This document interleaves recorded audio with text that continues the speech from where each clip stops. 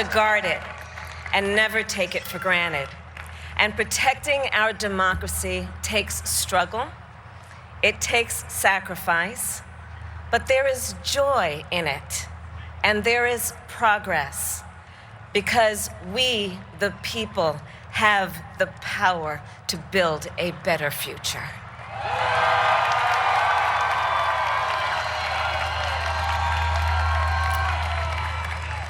And when our very democracy was on the ballot in this election, with the very soul of America at stake, and the world watching, you ushered in a new day for America.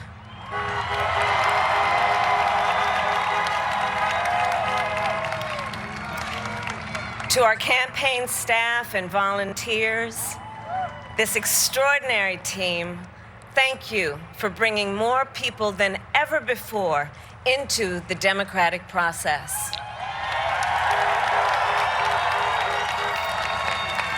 And for making this victory possible. To the poll workers and election officials across our country who have worked tirelessly to make sure every vote is counted, our nation owes you a debt of gratitude.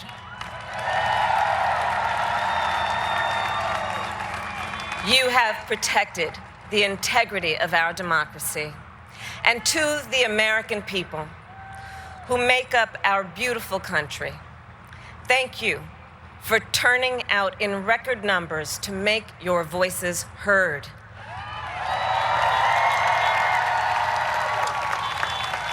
And I know times have been challenging, especially the last several months. The grief, sorrow, and pain, the worries and the struggles.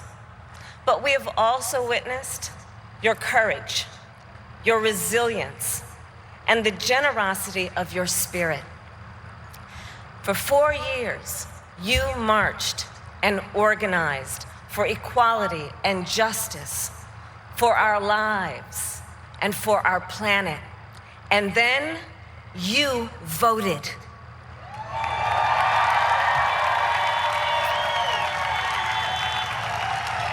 And you delivered a clear message.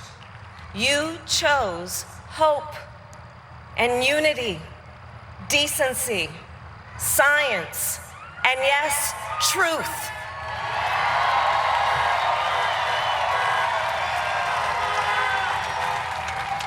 You chose Joe Biden as the next president of the United States of America.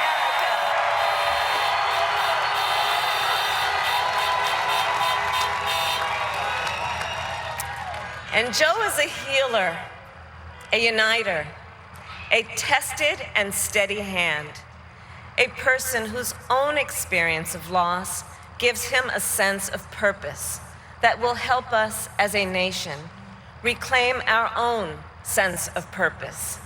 And a man with a big heart who loves with abandon.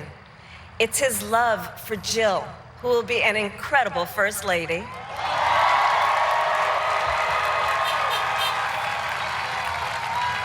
It's his love for Hunter and Ashley and his grandchildren and the entire Biden family.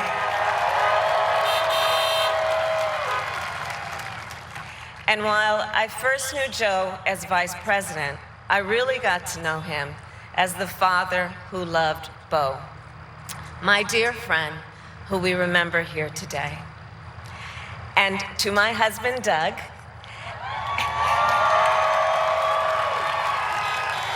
and our children, Cole and Ella, and my sister Maya, and our whole family, I love you all more than I can ever express.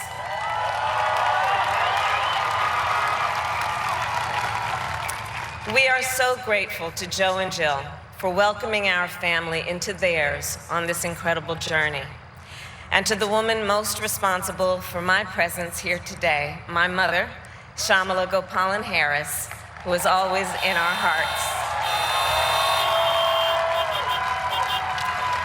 When she came here from India at the age of 19, she maybe didn't quite imagine this moment, but she believed so deeply and in America, where a moment like this is possible.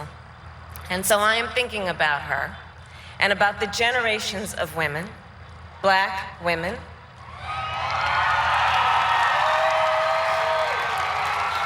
Asian, white, Latina, Native American women, who throughout our nation's history have paved the way for this moment tonight. Women who fought and sacrificed so much for equality and liberty and justice for all, including the Black women who are often, too often, overlooked, but so often prove they are the backbone of our democracy.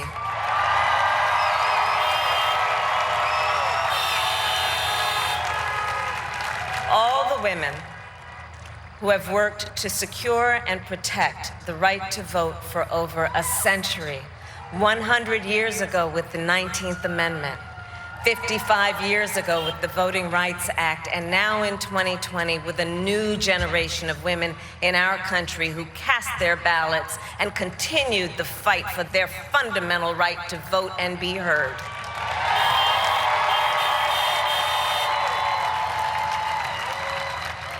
Tonight, I reflect on their struggle, their determination, and the strength of their vision to see what can be unburdened by what has been.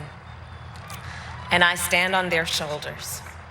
And what a testament it is to Joe's character that he had the audacity to break one of the most substantial barriers that exists in our country and select a woman as his vice president.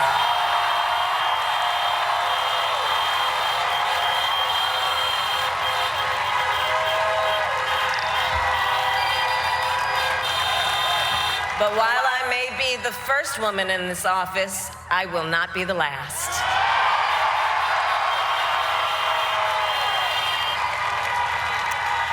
Because every little girl watching tonight sees that this is a country of possibilities. And to the children of our country, regardless of your gender, our country has sent you a clear message. Dream with ambition, lead with conviction, and see yourselves in a way that others may not, simply because they've never seen it before. But know that we will applaud you every step of the way.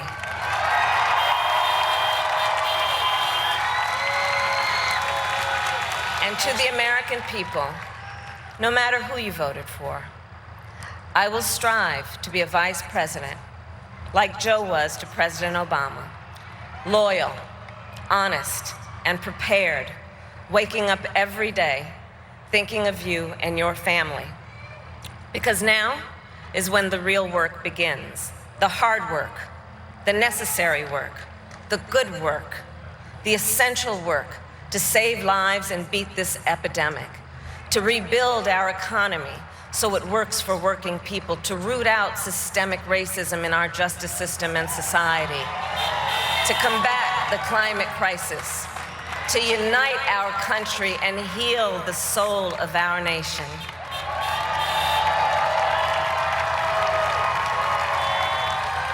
And the road ahead will not be easy, but America is ready.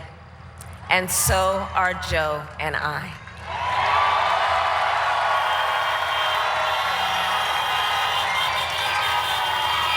We have elected a president who represents the best in us, a leader the world will respect and our children will look up to, a commander-in-chief who will respect our troops and keep our country safe, and a president for all Americans.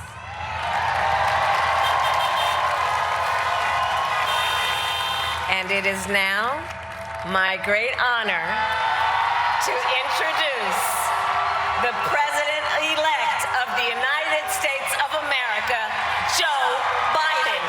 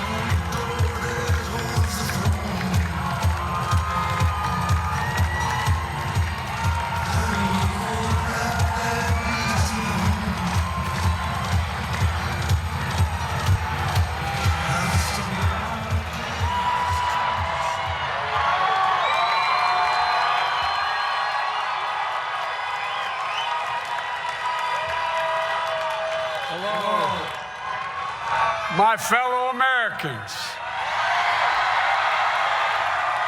and the people who brought me to the dance, Delawareans.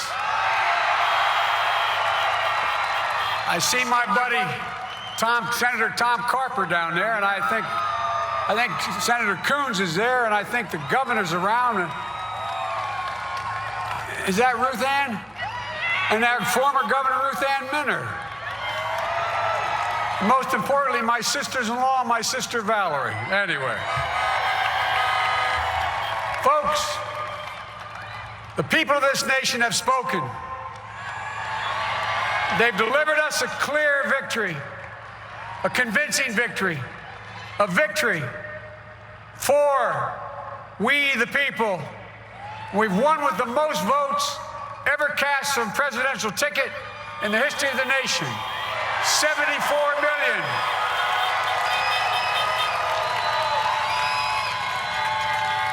What I must admit has surprised me. Tonight, we're seeing all over this nation, all cities and all parts of the country, indeed across the world, an outpouring of joy, of hope, renewed faith in tomorrow, bring a better day. And I'm humbled by the trust and confidence you've placed in me.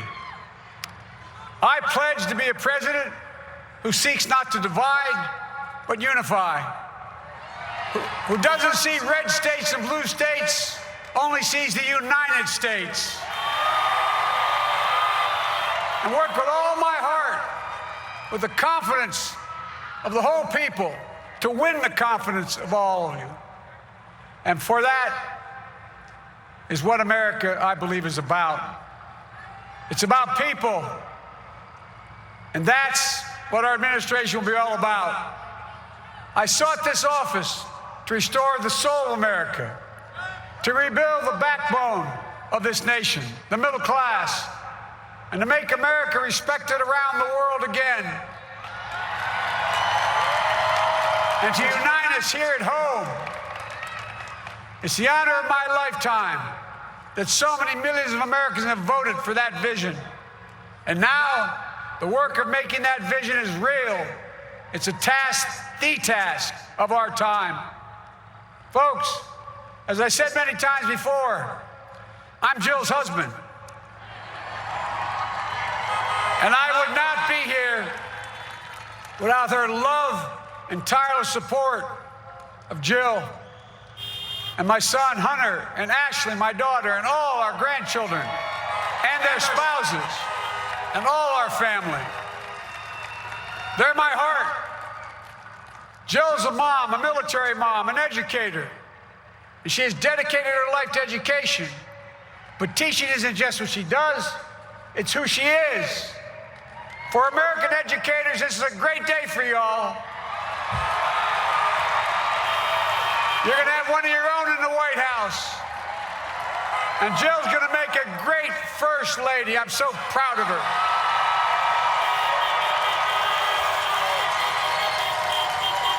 And I'll have the honor of serving with the fantastic Vice President who you just heard from, Kamala Harris, who makes history as the first woman, first black woman, the first woman from South Asian descent, the first daughter of an immigrant ever elected in this country. Don't tell me it's not possible in the United States. It's long overdue. And we're reminded tonight of those who fought so hard for so many years to make this happen. But once again, America's bent the arc of the moral universe more toward justice. Kamala, Doug, like it or not, your family, you become an honorary Biden, there's no way out. All those of you who volunteered and worked the polls in the middle of this pandemic, local elected officials, you deserve a special thanks from the entire nation. And to my campaign team and all the volunteers and all who gave so much of themselves to make this moment possible, I owe you. I owe you. I owe you everything. And to all those who supported us, I'm proud of the campaign we built and ran. I'm proud of the coalition we put together, the broadest and most diverse coalition in history. Democrats, Republicans, independents, progressives, moderates, conservatives, young, old, urban, suburban, rural, gay, straight, transgender, white, Latino, Asian, Native American. I mean it, especially those moments, and especially those moments when this campaign was at its lowest ebb. The African American community stood up again for me. You've always had my back, and I'll have yours. I said at the outset, I wanted to represent this campaign to represent and look like America. We've done that. Now that's what I want the administration to look like and act like. For all those of you who voted for President Trump, I understand the disappointment tonight. I've lost a couple times myself, but now let's give each other a chance. It's time to put away the harsh rhetoric, lower the temperature, see each other again, listen to each other again. And to make progress, we have to stop treating our opponents as our enemies. They are not our enemies. They are Americans. They are Americans. The Bible tells us, to everything there is a season, a time to build, a time to reap, and a time to sow, and a time to heal. This is the time to heal in America.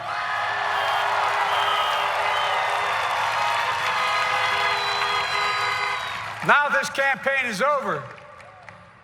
What is the will of the people? What is our mandate? I believe it's this. Americans have called upon us to marshal the forces of decency, the forces of fairness, to marshal the forces of science and the forces of hope in the great battles of our time. The battle to control the virus, the battle to build prosperity, the battle to secure your family's health care, the battle to achieve racial justice and root out systemic racism in this country,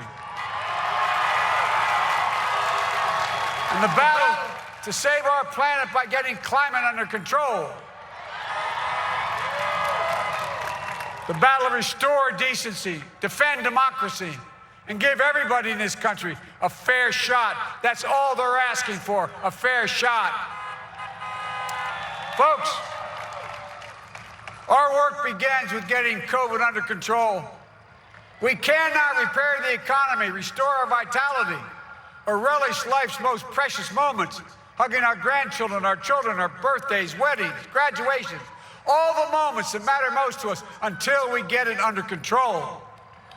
On Monday, I will name a group of leading scientists and experts as transition advisors to help take the Biden-Harris COVID plan and convert it into an action blueprint that will start on January the 20th, 2021. That plan will be built on bedrock science. It will be constructed out of compassion, empathy, and concern. I will spare no effort, none, or any commitment to turn around this pandemic. Folks, I'm a proud Democrat, but I will govern as an American president. I'll work as hard for those who didn't vote for me as those who did. Let this grim era of demonization in America begin to end here and now.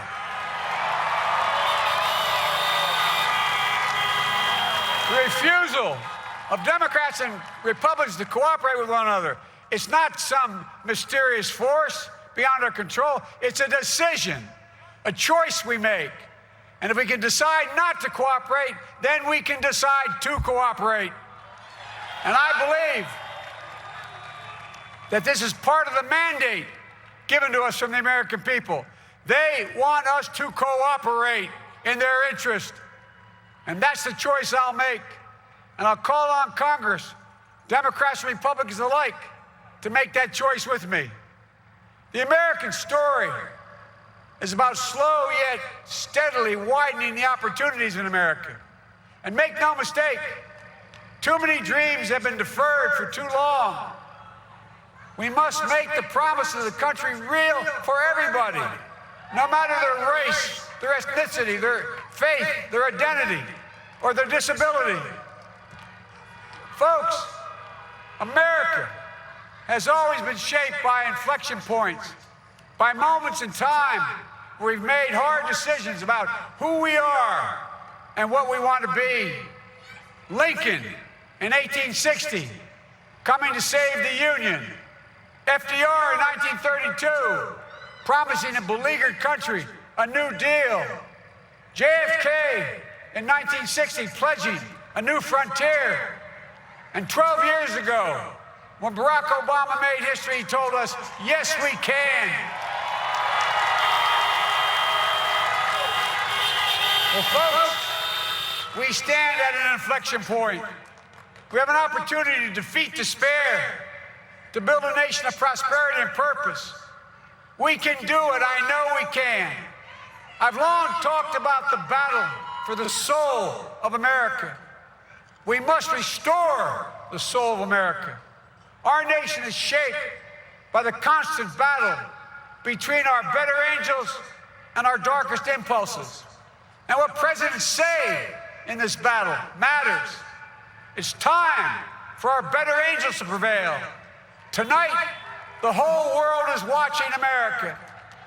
And I believe at our best, America is a beacon for the globe.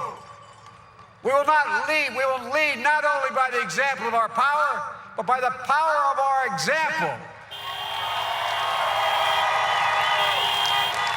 I've always believed, many of you heard me say it, I've always believed we can define America in one word: possibilities. That in America, everyone should be given an opportunity to go as far as their dreams and God-given ability will take them. You see, I believe in the possibilities of this country. We're always looking ahead to an America that's freer and more just, ahead to an America that creates jobs with dignity and respect, ahead of America that cures diseases like cancer and Alzheimer's, ahead to an America that never leaves anyone behind, ahead of America that never gives up, never gives in. This is a great nation. It's always been a bad bet to bet against America. We're good people. This is the United States of America, and there's never been anything we've been not able to do when we've done it together. Folks, in the last days of the campaign, I began thinking about a hymn that means a lot to me and my family, particularly my deceased son, Bo. It captures the faith that sustains me and which I believe sustains America. And I hope it can provide some comfort and solace to 230,000 Americans who've lost a loved one to this terrible virus this year. My heart goes out to each and every one of you. Hopefully this hymn gives you solace as well.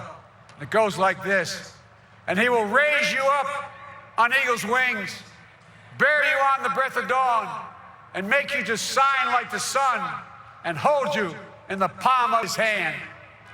And now together, on eagle's wings, we embark on the work that God and history have called upon us to do.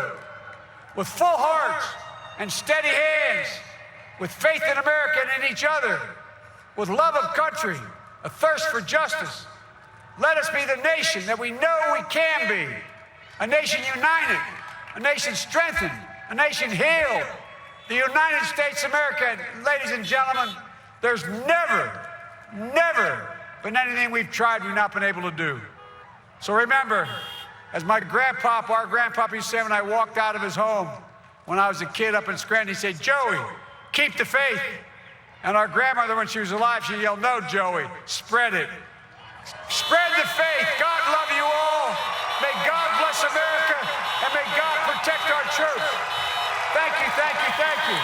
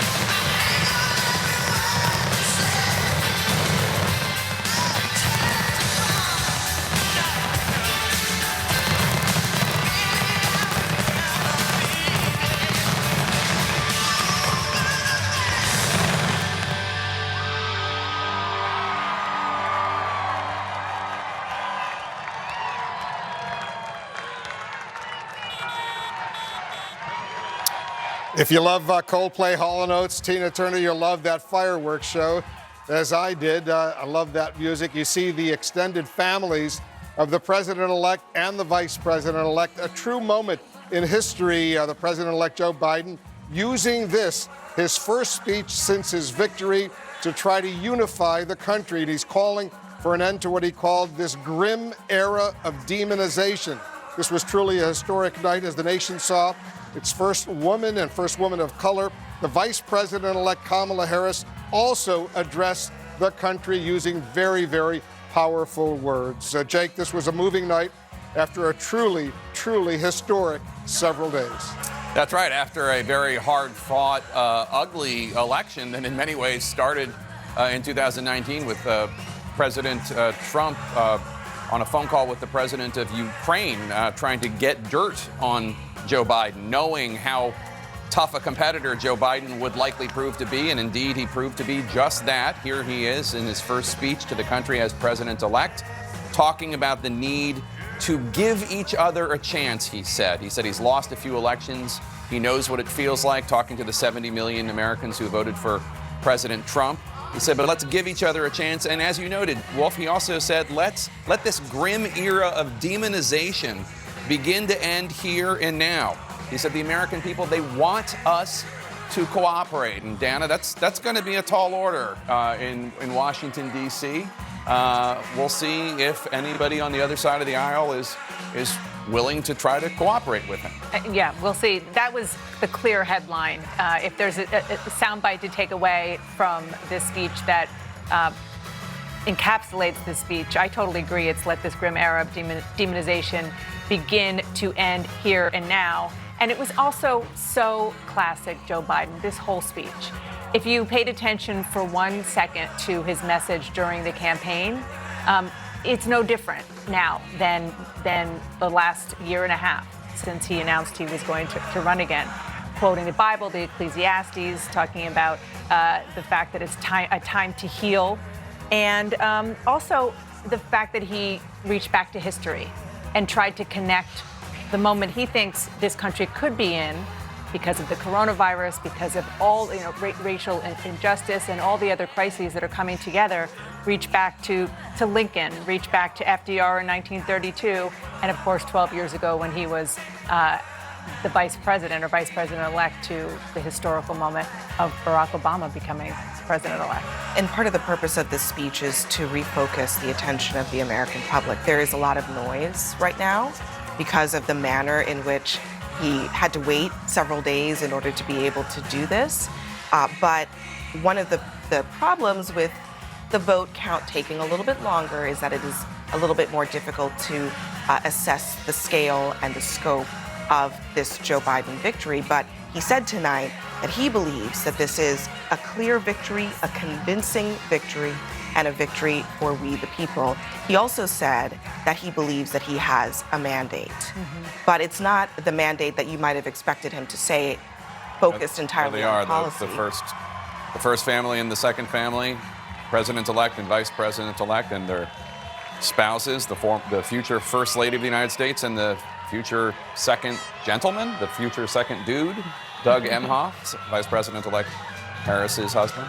I'm sorry, Abby, go ahead. No, you might have expected him to say, I have a mandate to do this laundry list of policy ideas, but he said, the mandate given to us from the American people is that they want us to cooperate. That's right. That's such a great observation because previous presidents, what they do is they come out and they say, this is what I was elected to do and this is what I'm going to do. Whether it's President Obama or President Trump, President George W. Bush. This is the first time we've ever heard a president-elect come and say, let's compromise. I'm going to give some stuff up. You guys give some stuff up. And I think that after 4 years of the Trump presidency and the tumult and division, and led by a president who sought to exacerbate and further divide, this might be the mood that obviously a majority of the country, where they are, where a lot of people are anyway, but it's certainly interesting. The mandate that he is calling for is a mandate of working together and compromise and treating each other with basic decency.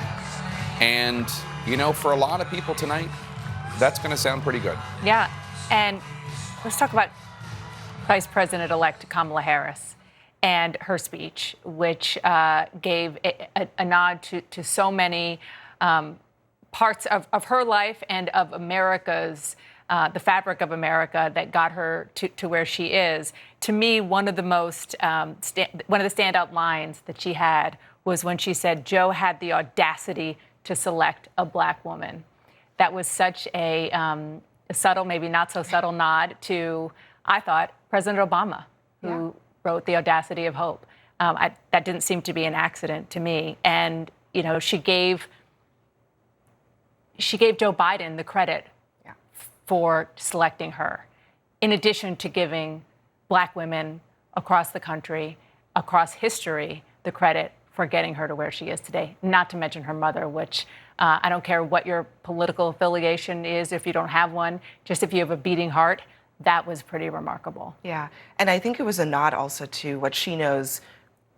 There was a little bit of debate about whether Joe Biden picking a black woman was the obvious choice or the easy choice because of how important black people and black women have been to his political life, especially in this election. And she made it very clear that she thought it was not the easy choice, that it was actually a courageous choice on his part.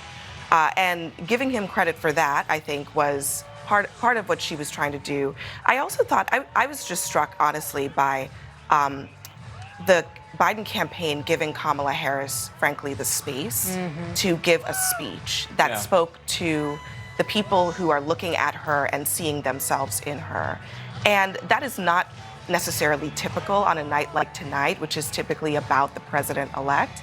But Kamala Harris is the other half of the ticket. The vice president doesn't really have a job description, but they know that she represents a lot, and they let her say a lot that was really meaningful to a lot of people. And she talked specifically about this idea that because people haven't seen women like her do that job, that they might think that it can't be done. And she often brings up her mother, saying that you have to move forward unburdened by what has been. And I think that was a very strong message for a vice president to give on a day that a lot of campaigns would say, you know what, this is about just Joe Biden. Yeah. I think it says a lot that they said, you know what, we're going to have Kamala Harris speak to the American people, to the millions of people who see themselves in her. It's smart for any number of reasons, not the least of which is the fact that Joe Biden's personal story is powerful. But, I mean, my God, Geraldine Ferraro, Sarah Palin, Hillary Clinton, it has taken a long time, way too long, to have a woman elected on a ticket. And Vice President-elect Harris she's not President-elect Harris, she's Vice President-elect Harris, but still, it is a big achievement, it is a big moment. Other women paved the way for her, like I said, including Sarah Palin, Geraldine Ferraro, and Hillary Clinton. But God, it's taken too long. Yes. And what a wonderful moment and grace of President-elect Biden to understand that. And not just give the space to her personally, because I do think that they will have a partnership as other presidents and vice presidents do, but to understand the significance of that to tens of millions, if not hundreds of millions of people. No question. And just one other thing I was thinking about was, you know, the president-elect now talks so much about the soul of the country. It's one of his favorite phrases. But what his personal soul was his son who passed away 5 years ago, I guess it is now, 4 or 5 years ago. And the fact that Coldplay was playing there after they were done, a friend of the family texted me to say that this song was Beau's favorite and that it was played at his funeral. And so there's a lot of symbolism and emotion that goes along with this. I mean, anybody who has lost somebody knows that when there is a big moment of elation, there's always something missing. And Joe Biden has at times 3, particularly 2 children, which is unimaginable. Yeah, I knew Beau. He and I were about the same age. And That was a big loss. That was a big loss, not just for his family and his friends, but just for the world of politics. He was a good guy. And there are going to be a lot of Americans that are now meeting the Biden family for the first time. It's going to be tough to get to know them all with those masks on. But eventually people will figure out which one's Finnegan and which one's Ashley and which one's Naomi and all the rest. But they won't get to meet Beau, and that will be a shame. And I do think that is also, as Vice President-elect Harris noted, one of the reasons why she was picked, because she was Attorney General of California while he was Attorney General of Delaware. They were contemporaries. They knew each other. They were friends. And she understood what he lost, not just by the sense of loss, but by the person who was lost. Because Beau really was a great guy. He really was. That relationship that she had with Beau is what helped create her relationship with Vice President Biden in some ways. And over the past year, after they were on the debate, Joe Biden and Kamala Harris were on the debate stage together as competitors, after that now infamous moment of "that little girl was me," a lot of people wondered if that would poison their relationship for a long time. And consistently over the past year or so, talking to people close to her and close to him, the message was pretty clear that this is, and I think emblematic a little bit of what Joe Biden is like as a person, it fell away.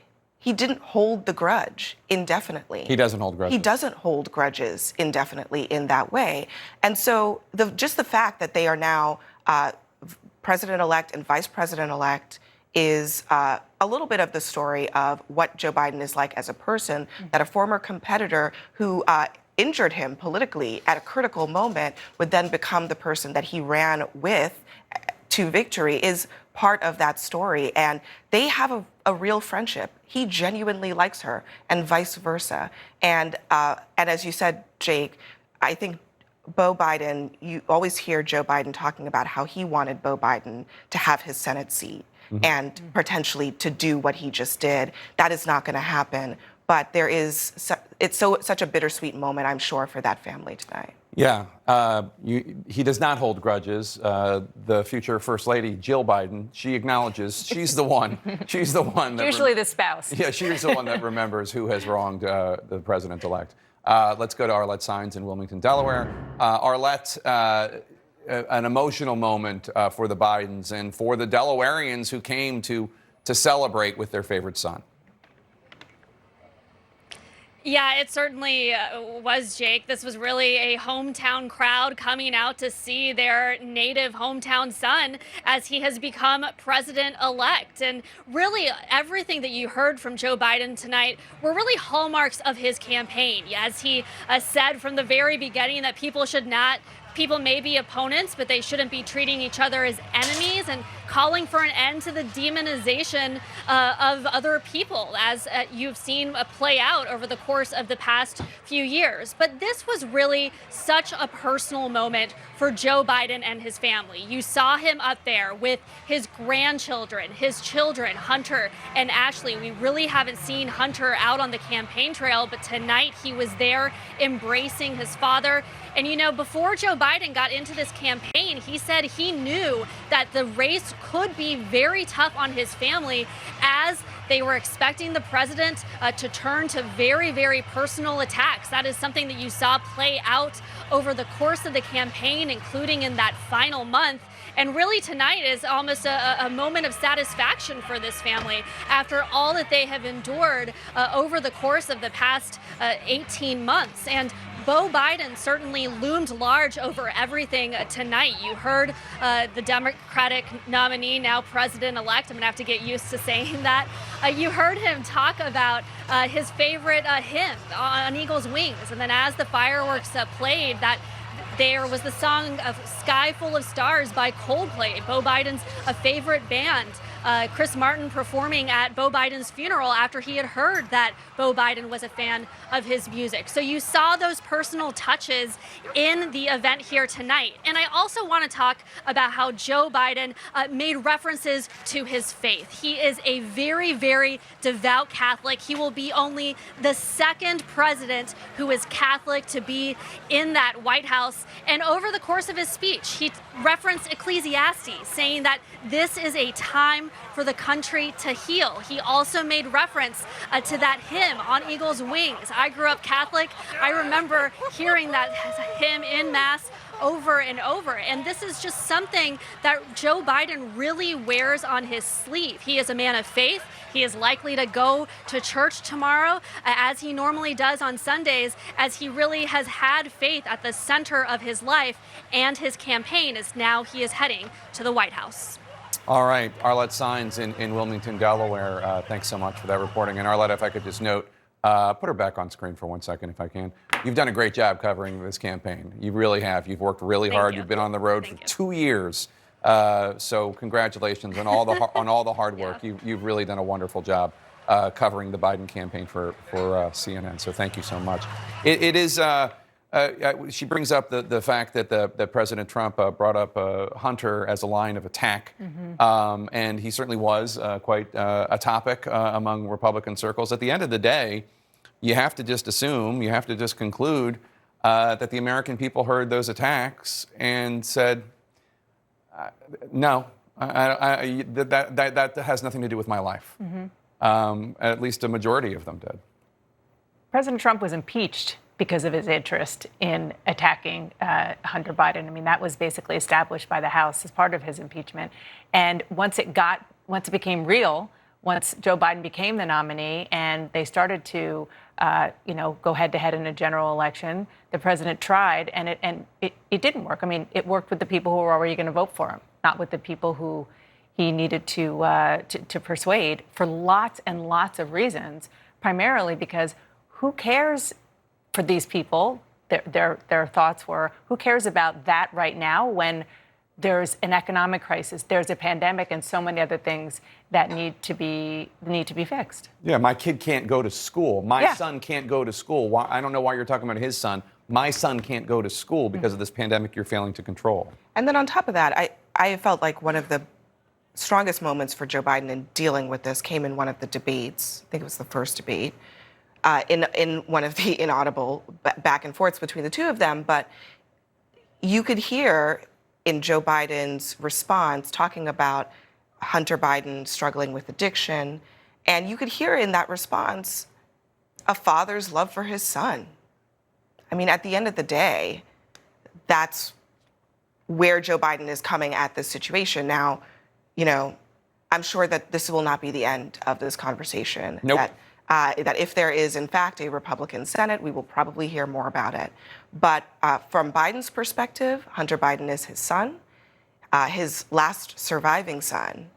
And I think that a lot of Americans actually do identify with loving somebody who deals with addiction, which is not, it's just a fact of the Biden family. It's a fact of Joe Biden's life. And we'll see if that comes up again, but I think he confronted it in an effective way in that first debate. Yeah, and I think this is also an example of questions about the Republican Senate that President-elect Biden is going to have to deal with, and the direction that they want to go. The Republican chairman of the Senate Homeland Security Committee issued a partisan report with taxpayer dollars about Hunter Biden and more a month or so before the election. Is that the direction that Mitch McConnell wants to go? Is that where he senses the nation is right now? They want the Senate to be studying Hunter Biden's business deals? While the American people are dealing with a coronavirus crisis and an economic crisis. He let it happen last time. But despite that, Joe Biden is here saying, I want to compromise. The American people want us to compromise. What do you think? We'll see what Senate Majority Leader Mitch McConnell has to say about that. Anderson? Jake, as President-elect Biden said tonight, he talked about trying to end this, what he called the grim era of demonization. David Axelrod, you have a little bit of experience of coming into the White House and facing a Republican Senate Is that possible to end this grim era of demonization? I think it's hard. You know, what was striking to me about this speech, for the American people put their faith in Joe Biden today, and what you saw in the speech was his faith in America and in our ability to overcome even this. But what it's going to take is changing the system of rewards, the incentives that politicians feel to be obstructionist and to, the bases of political parties tend to reward that. And the question is whether the American people, who I think agree, the majority of Americans agree with this message. They're frustrated that that political differences get weaponized and that the parties seem to be vying for advantage rather than working on solving problems. Well, we're in the middle of a crisis, and if what he needs to do is rally the country and change the incentives for the politicians to cooperate. And if it becomes politically costly not to, then I think you'll see action. To me, this was a speech that was oddly normal. We've gone through the Trump presidency where continually we say this is not normal. And this speech was a very normal speech from a president-elect who is optimistic and who's not full of grievance. And what we are used to hearing from a president who's never reached beyond his base is grievance, complaints, name-calling. And what we heard tonight was somebody who said, in the middle of a pandemic, that this country can do anything it wants. And what was also striking to me was that Joe Biden didn't mention Donald Trump. We didn't hear his name. He couldn't report to us that he had received a phone call from the president, because he has not received a phone call from the president, so far as we know. So this speech did not mention the current president or his generosity or anything else, because it wasn't there.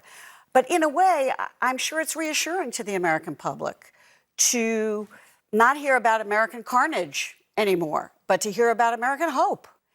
And when it comes from Joe Biden, and you know a lot about his life and what he's been through in his life, a lot of tragedy in his life, and he still comes out at the positive end of it and hopeful, I think that says a lot about the man.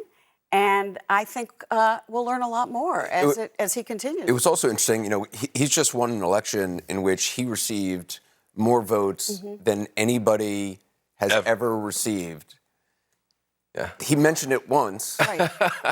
But there was not a repeated refrain of, right. Can you believe it? Right. They've never seen anything like it. It was incredible. People are talking about it. Right. More votes than anybody else. The leaders, they called me.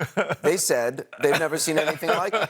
And what about those crowds? You're going to miss this. Which we're all just used to. You're going to miss this. But it really just struck me when he's had one line, and I was sort of waiting for, oh, wait, this is now a different person and a different style. And, for better or worse, it's what will be the And what about the those way crowds? forward.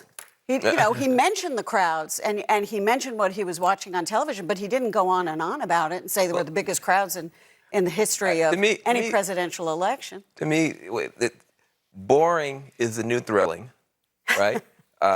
Predictable is the new exciting, and normal is the new extraordinary.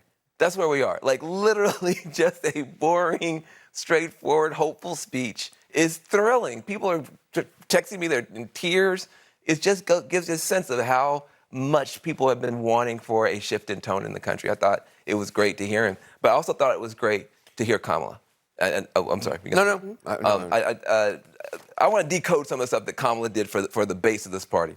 First of all, she walked out to Beyonce. Drop mic. Just the fact that if somebody's going to be in the White House, they can walk out authentically to Beyonce was amazing. People were like going nuts about the walkout song. She had a line. Kamala says, "You marched and you organized for our lives." Wink, wink. Black Lives Matter.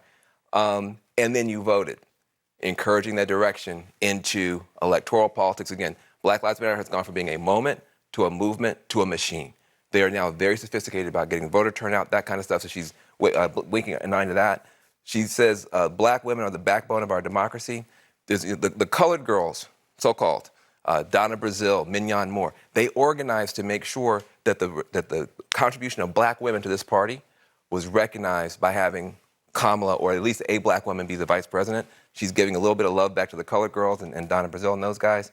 And then she mentions the 100 years of the 19th Amendment, going beyond just women of color to all women. So she was doing what, when you're from the grassroots, you're looking at her. Do you know us? Do you still love us? Do you still see us? And she was dropping lots of little things like that. She did her job to keep this party with her, and I think that's important. Now, watch her role. She's going to keep doing stuff like that, giving those little nuggets of love to the base. Senator? I guess the question that started all this was about ending the grim era of demonization. Yeah, Is that possible? That's the phrase that a lot of people sort of sent me stuff on. That I'll be honest with you, I took that as someone who's been watching that both sides are demonizing. I don't think, at least I took it as he wasn't necessarily pointing to Donald Trump. Oh, I agree with that. But I think a lot of Republicans took it like he was pointing to Donald Trump. But I think everyone recognizes that both sides demonize. And so I accepted that in maybe the good nature. And I would just say to my Republican friends that I think you need to give the president-elect the benefit of the doubt that he meant it on both sides. But really, other than that, I didn't hear any dog whistles. And which was, David, you were saying, this is a sincere attempt to try to reset, be the traditional presidential, boring. Yeah. There wasn't anything that was particularly soaring or grand or anything. It wasn't Barack Obama between the Roman columns. It was just sort of lunch bucket Joe giving a fairly straightforward, which is fine. I'm just saying. The thing I didn't hear. I think my question is this the first acceptance speech given before a concession speech in American history? I don't know. Maybe they didn't do those things before, but that's the thing that. Well, will there be a concession? Well, that's the other question. That seems that makes this also. It wasn't a phone call. Let me say two things. I want to correct the record. It was Mary J. Blige, not Beyonce. Sorry, but I just. Okay, gotcha. Okay, but just the idea of that kind of a walk outside was awesome. People were excited about that. But the thing I didn't hear in Biden's speech, being able to walk effectively out to Mary J. Blige. Yeah, it takes skill. She did it well. She did it well. But I didn't hear him say anything bad about anybody. And that's, listen, you got one part of our party, that is, look, the billionaires, the 1%, et cetera. None of that's there. You have a part of our party that is, tough on some of these questions around some of the racial challenges. He handled that very deftly. And he didn't say anything bad about the Republicans. He didn't say anything bad about anybody. And then the optics, it looked like a family picnic at a barbecue, very inclusive. And then the faith. He was so strong on the faith and the whole idea of, on eagle's wings. I think he lifted us up on eagle's wings. So I just think that this is a new style. But it's new because it's classic and it's old and it's timeless and it's welcome back on the American. She could have walked out, by the way, to Mary J. Blige, "No More Drama," which would have really that would have been a little bit more of a subtle. The project that he laid out is it may be straightforward, it may be simple, but achieving it isn't. And it's really basically what he's saying is, if we don't cooperate, if we don't find a way to work together, we're not going to make any progress. And I think that is I'm sure that there are a lot of people out there, Democrats, who said, that's not going to work. We'll never get cooperation.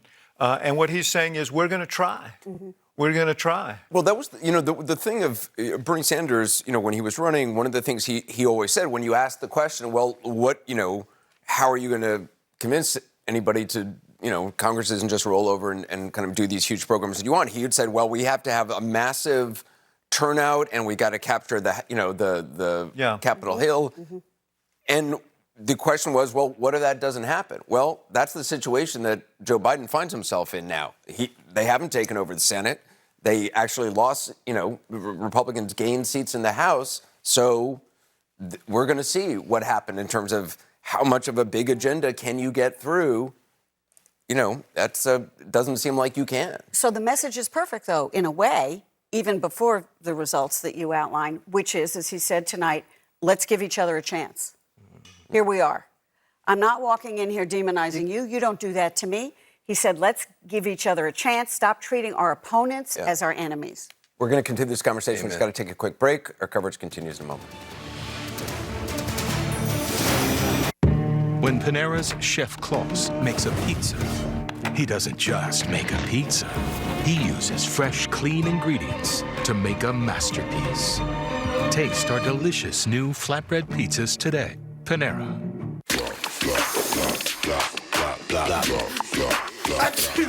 Skip to cold relief fast. With Alka-Seltzer Plus Severe Power Fast Fizz. Dissolves quickly, instantly ready to start working. Oh, what a relief it is. So fast. Now Simparica Trio simplifies protection. Ticks and fleas? See ya. Heartworm disease? No way. Simparica Trio is the first chewable that delivers all this protection. And Simparica Trio is demonstrated safe for puppies. It's simple. Go with Simparica Trio. This drug class has been associated with neurologic adverse reactions, including seizures. Use with caution in dogs with a history of these disorders. Protect him with all your heart. Simparica Trio.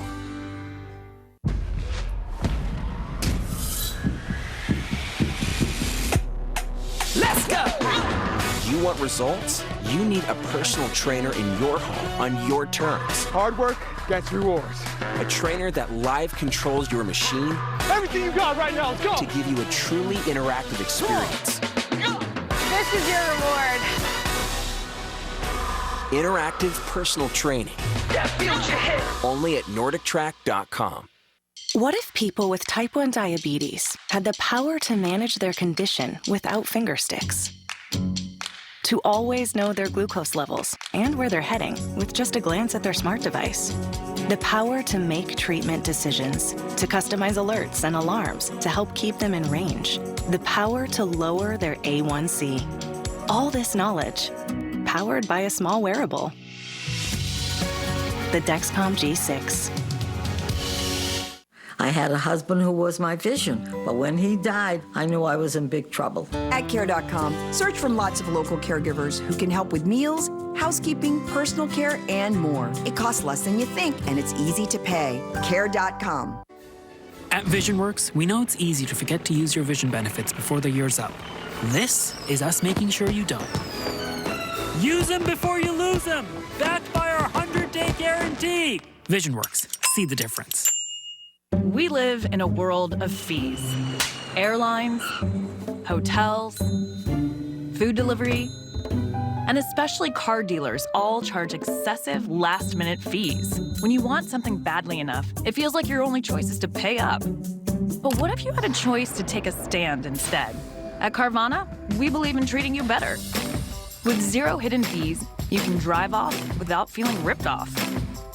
That's what it means to live feelessly. For more than 75 years, the Department of Veterans Affairs Home Loan Benefit has helped millions of eligible veterans and service members buy a home. Today, the VA home loan means lower than average interest rates, limited closing costs, and no down payment is required. The VA home loan may save you thousands of dollars. For more information, please contact VA or talk to a lender of your choice. Don't let anyone talk you out of using the benefit you have earned. Choose VA. Food delivery just got more rewarding. Now that Grubhub gives you rewards when you order your fave foods. Want a hamburger, some fries, a drink, nuggets? Then boom, rewarded with a Wendy's 4-for-4 perk. Ordering Chipotle for the family? Voila, rewarded with guacamole and a side of quiet. Grubhub gives you rewards for rewarding yourself with food. Let this grim era of demonization in America begin to end here and now.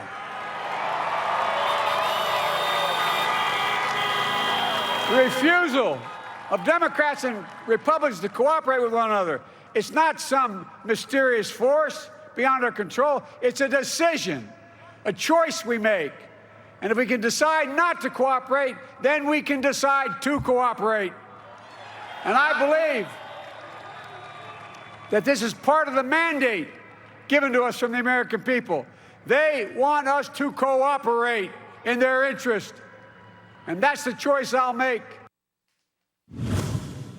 That is clearly the section of the speech that's getting the most attention tonight. And Rick Santorum, to your point earlier, you heard the Vice President Biden not blaming Republicans for an era of demonization. It was Democrats and Republicans, and saying it's a choice we both make. Right, and that's why when he said that, I said, okay, he's talking about both sides. He's not just talking about Trump. He's playing fair, and that's really important. I mean, if you're going to go out there and you're going to reach out, you can't slap people at the same time you're reaching out to them. And so so I was listening for dog whistles and nothing. That was one that sort of, and then I thought, no, that's not it. And so and that's number one. Number two, I mean, he's got to start thinking about. I mean, obviously he's going to do his COVID thing, and that's great. But as far as what he's going to do to reach out, obviously he could have some impact on these negotiations that are going to be occurring on the next COVID package, the next CARES Act package, and whether there is Nancy Pelosi basically said, I need all these things or I'm not going to do this. And her membership, I think, paid a little price for that. I don't think that ended up being a good strategy for her, and because it sounded like the president was going to do $2 trillion, wasn't enough.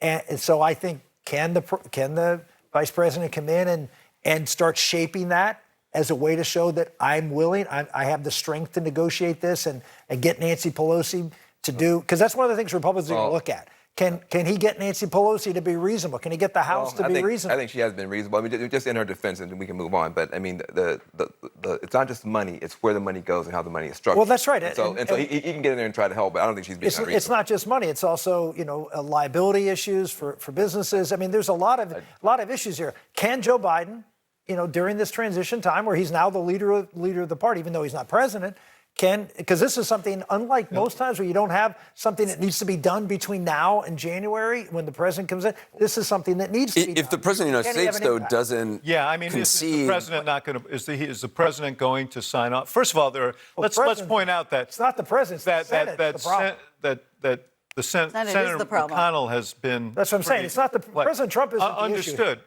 Yeah. You're talking about after the Biden takes office? No, I'm talking about between now months. and then. Yeah. Well, the president of the United States is going to have to sign whatever they do, and but my point is only that McConnell has been unenthusiastic about a relief bill, and he's made that very clear. Yeah, so, that's right. But something needs to get done on the demonization point. Right. Larger picture, point. I thought it showed admirable. I think it was the right thing to do. He showed admirable restraint. Because the fact of the matter is, yes, there's been demonization on both sides over time, but demonization has been sort of the project of this president. I mean, that's how he operates. Every single day, he's demonizing people in very caustic personal terms. That's one of the things people were weary of. Mm-hmm. So I think he was right to do what he did. I think it was the right tone. The last thing I would say is he also set up a contrast by being very, very serious about this virus that is currently engulfing communities here and saying, I will spare no effort or commitment to turn this pandemic around. And he treated it with the sense of gravity that I think a lot of Americans feel. The other question, of course, is what in this interim phase in which we are at the worst point we have seen in this pandemic in terms of cases, again, in a relationship with the White House that at this point is not even recognizing him as president-elect, what can he actually do? Well, he's got a president in office. He's got Tony Fauci and Deborah Birx. He's going to have his own COVID task force. He can get together an awful lot of testing, planning, whatever. Can he enact it right now? He can get a spending bill that he can immediately, from on day one. I'm sure there are certain things that he can do as president, perhaps through executive order. I don't know what they are. But you know that he's going to move to do that. He's already warned the American public, by the way, that it's not going to happen overnight. He said at one point, we're not going to eradicate COVID overnight, but we're certainly going to work on it a lot harder. What he did tonight, if there ever was an olive branch that was to be extended to the Republican Party and to Donald Trump, it was extended tonight. And I stand corrected. He did mention Donald Trump once. He said, to those who voted for President Trump, I understand your disappointment tonight. And then said, I've lost a couple of elections myself. Empathy. Something, again, empathy, but to Donald Trump and his supporters, something we're also not used to hearing, Anderson. This is another thing, humility from the president-elect. But he did. He was the peacemaker tonight. I got so now the burden is on the other party We're going right to continue this discussion. We're going to take a quick break. More ahead. Hi. Happy anniversary. For what? Every year you're with us, you get $50 toward your home deductible. It's a policy perk for being a Farmer's customer. Do I have to do anything? Nothing. Nothing. Nothing. Nothing? Nothing. That really is something. You get a whole lot of something with Farmer's policy perks. See ya. May I have a balloon too? Sure. Your parents have maintained a farmer's home policy for 12 consecutive months, right? We are farmers. Bum, bum, bum, bum, bum, bum. Start with a quote at 1-800-FARMERS. Okay, so a magnificent mile from me. I thought I was managing my moderate to severe Crohn's disease until I realized something was missing. Me. You okay, sis? My symptoms were keeping me from really being there for my sisters. So I talked to my doctor and learned That's us. Humira is for people who still have symptoms of Crohn's disease after trying other medications. The majority of people on Humira saw significant symptom relief in as little as 4 weeks, and many achieved remission that can last. Humira can lower your ability to fight infections. Serious and sometimes fatal infections, including tuberculosis and cancers, including lymphoma, have happened, as have blood, liver, and nervous system problems, serious allergic reactions, and new or worsening heart failure. Tell your doctor if you've been to areas where certain fungal infections are common, and if you've had TB, hepatitis B, are prone to infections, or have flu-like symptoms or sores. Don't start Humira if you have an infection. Be there for you and them. Ask your gastroenterologist about Humira. With Humira, remission is possible. Hello. Hello. Hello. Oh, I love you. I love you so much. I love you. Yes. You wash your hands every day, but what about your nose, the body's air filter? Navage uses powered suction to clean your nose and flush out dangerous germs. And it relieves congestion without drugs. More than 1 million sold. Navage. Clean nose, healthy life. Introducing a revolution in the world of pain relief. New Advil Dual Action. Advil targets pain at the source. Acetaminophen blocks pain signals. New Advil Dual Action with acetaminophen.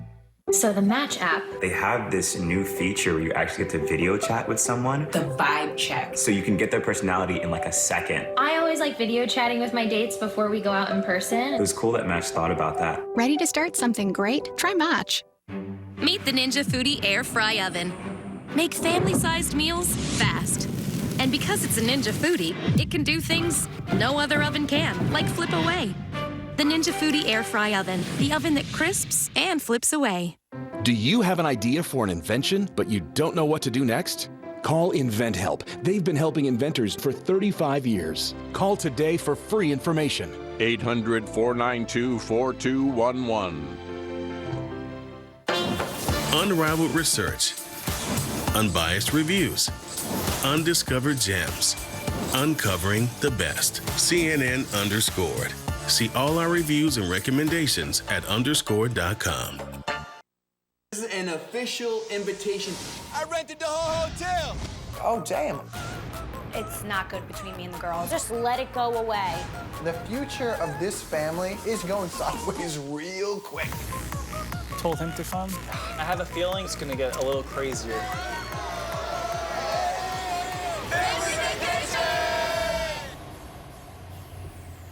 This is nice. Jersey Shore Family Vacation. New season premieres Thursday, November 19th at 8. Set your DVR. Nobody likes throwing out fresh food that's gone bad. At Bosch, we care about quality ingredients as much as you. That's why we reimagined the way we preserve food. The Counter Depth Refrigerator from Bosch, featuring the revolutionary Farm Fresh system. With powerful freshness technologies, temperature and humidity stay balanced, and your foods stay fresh up to 3 times longer. Fresh by design, it's refrigeration reinvented.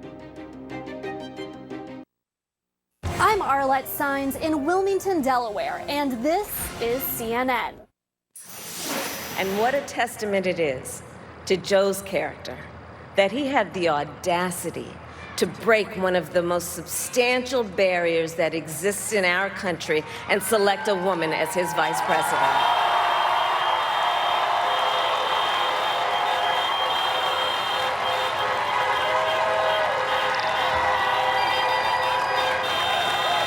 But while I may be the first woman in this office, I will not be the last. Kamala Harris reflecting on the extraordinary moment in history that she is living through, that all of us are living through and witnessing in her election as Vice President-elect, along with Vice President, former Vice President, President-elect Joe Biden. You know, we talked. Van was talking a little bit about sort of how Kamala Harris may be used in terms of some of the things she talked about tonight that were sort of giving signals to folks in a variety of different communities and sort of grassroots groups. David, just in terms of the relationship that Obama had with Biden, how do you see that informing his setting up a relationship with Kamala Harris in terms of what job she is going to have? Well, when Biden met with Obama to talk about the vice presidency, what Biden said to Obama was, I don't need a portfolio, but I do want to be the last person in the room before you make the big decisions. And they developed that kind of relationship. They had lunch every week. And he did, the fact is, Obama did detail to Biden really significant portfolios and responsibilities, running the Recovery Act, trying to put the government together in Iraq and so on. I think he is going to find things, meaningful things for Vice President Harris to undertake. She obviously is going to play the role that Van describes, but there's so much work to do. Yeah, she's also got obviously her profile is her age, the Joe Biden's age, the potential that he may only serve one term. This is unique, Anderson. Yeah. This is a unique political situation because never has a vice president entered office on the first day as the kind of presumed front runner for the nomination 4 years later. And because of the dynamic that we've been discussing here, because she is seen by many on the left of the party as sort of their person in the administration, the person who's going to bring different voices into the discussions and so on. There's also pressure associated with that. So it's a really unique situation that she's going to have to navigate. Pressure, which, it takes some of the pressure off President Biden in that term. But for her, if she is thinking about the next step, if 4 years from now the President-elect Biden decides not to run, if she does not respond to the left of the party, right, that is going to harm her down the road. And yet, clearly, if there's going to be a lot of compromises being done, there's a lot of folks on the left of the party who are not going to be happy. Here's the thing: she's got to navigate through the primary. We're getting way ahead of ourselves. But what we've seen, what Joe Biden has proven is, and frankly, Barack Obama did as well. You win a general election by speaking to the broad sweep of the country. And I don't think that she wants to, and the other thing is, if you're vice president, Biden was impeccably loyal, even on things that he didn't agree on, and never did that leave the room when he disagreed. But how does Biden deal with the far left of the party? Well, that remains to be seen, and maybe Kamala Harris helps him in that sense. But look, these relationships, and David knows this better than anyone, between a president and a vice president can be very fraught because they don't know each other that well. Sure, they know each other, but they're not buddies, just like Obama did not know Biden. And many times, and we saw this with Bush and Cheney, you pick somebody, and I think Obama thought it was going to be that way with Biden, you pick somebody who you think will not be competing against you at some point because they have their own political interests at heart. So when Bush picked Cheney, it was like, I'm never going to run again. And I think with Biden, the presumption was that he had no interest in the presidency. And then lo and behold, he did in 2016. And now, of course, he's president-elect. So you have to tell the president it is, in this particular case, his agenda, and you will abide by it, but you will give him your best advice if you think he's messing things up with the people in the base of the party that she connects with in many ways better than he does with progressives. How do you think Biden deals with the left of the party? Well, if he wants to end demonization, if he wants to reach across the aisle. It's easier. It's going to, assuming we're going to have divided government, it's going to be easier for Biden because he can just say, I can't get that deal done with McConnell. He can just kind of blame McConnell. But Kamala's in a tougher spot because she's got to deal with now and later. My favorite candy, now and later. She's got to deal with the now and the later. And so part of the thing that she's got to manage is, can she get herself over the next 2 to 3 years to a place where she's kind of like Barack Obama, in that Barack Obama was able to keep the left close to him because we just loved Obama. You know, he meant something to us. We had an irrational, emotional attachment to him. And so we could forgive him some of his moderation. She has to get there. She's got to find a way that she can be, in some ways, above the split in the party. There's a split in the party between the moderates and the left. If she gets pulled into either side of that, it's going to be tough for her. I got to get another break in, but we are going to continue this discussion. We'll be right back. And what a testament it is to Joe's character that he had the audacity to break one of the most substantial barriers that exists in our country and select a woman as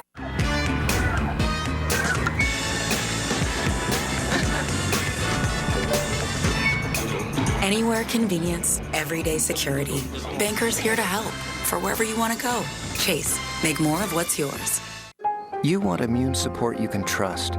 At Nature's Way, that starts with quality ingredients, like our Sambucus, made from elderberries grown and picked at their prime. Choose the way to quality immune support. Choose Nature's Way Sambucus. I did not forget our meeting. Where are your pants? You need to work. Please stop jumping, okay? They need to learn. Is this even math? How's that going? Right now, we're all doing our best to work and learn together. No. It's not easy, but Care.com can help with a sitter or a tutor to help manage the remote learning. Keep the chaos under control so you can actually get some work done. Okay, I think we can get started. Get the help you need. Care.com.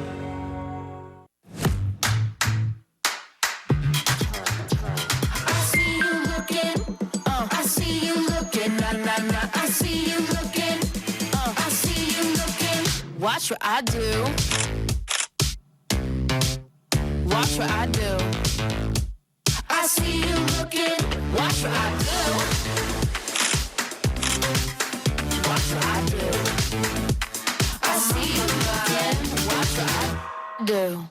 A live bookkeeper is helping customize QuickBooks for me. Okay, you're all set up. Thanks. That was my business key. This one's casual. Get set up right with a live bookkeeper with Intuit QuickBooks. Today, smart tech is everywhere. But Fitbit is smart about helping you manage stress and detect potential signs of illness. It's a smarter way to transform your health. For more than 75 years, the Department of Veterans Affairs Home Loan Benefit has helped millions of eligible veterans and service members buy a home. Today, the VA home loan means lower than average interest rates, limited closing costs, and no down payment is required. The VA home loan may save you thousands of dollars. For more information, please contact VA or talk to a lender of your choice. Don't let anyone talk you out of using the benefit you have earned. Choose VA. When we started Carvana, they told us that selling cars 100% online wouldn't work.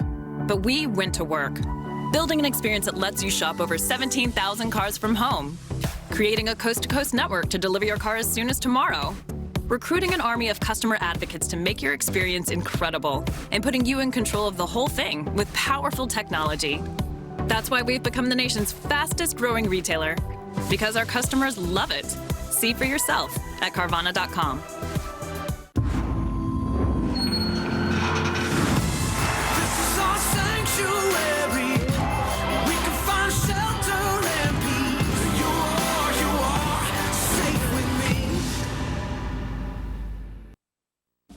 Attention Medicare beneficiaries living in these Chicago area counties.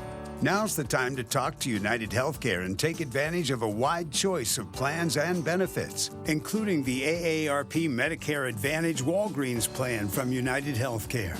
This PPO plan combines your hospital and doctor coverage with prescription drug coverage and more, like primary care doctor visits for a $0 copay, all for a $0 monthly premium. Take advantage of a vision exam for a $0 copay, $150 in credits for glasses or contacts, preventive dental care for a $0 copay, and up to $1,000 for comprehensive dental services. Plus, pay $0 on your Tier 1 prescription drugs at over 9,100 Walgreens pharmacies nationwide. Annual enrollment ends December 7th. Call United Healthcare now to learn more. CNN. More people get their news from CNN than any other news source. Closed captioning brought to you by TheraWorks Relief. Prevent and relieve muscle cramps. If you suffer from muscle cramps in your legs and feet, TheraWorks Relief can help. Get TheraWorks Relief today. Available in stores everywhere.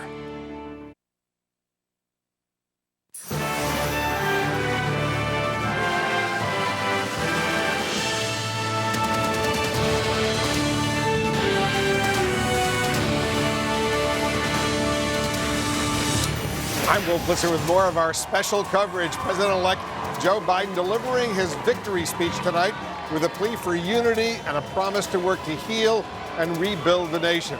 Vice President-elect Kamala Harris calling this a new day for America, a message underscored by her history-making presence on stage. The celebration playing